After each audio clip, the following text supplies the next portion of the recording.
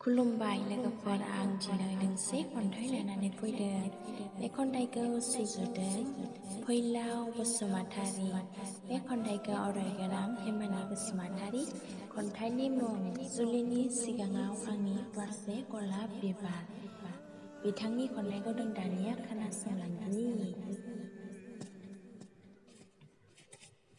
जुलिनि सिगाङाव बारसे गलाब बिबार नों आंनि जिउनि रानिमोन। नों सना बारसे गलाब बिबार, नोंजों रुजुजाया सना। नोंनि समायना महरा आंखौ फाग्ला खालामो। नों जाहैबाय मासे सिखिरि, नोंजों रुजुजाया सना।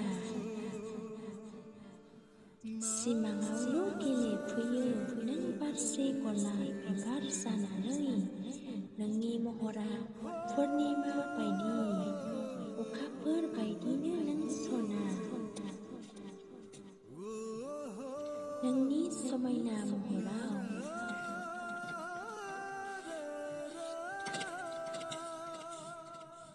आं गोसोआव बोदोर जायो। नों समायना महरखौ माबोरै बावनो हानो आं सना। नोंदि जाबाय सोरनिबा बिबार बागाननि बारसे बिबार, आंनि जिउनिफ्राय सिरिलांबाय नों, लरायलांबाय बिबार जाना नों। खन्थाइया एसेनोसै, गोजोन्थों।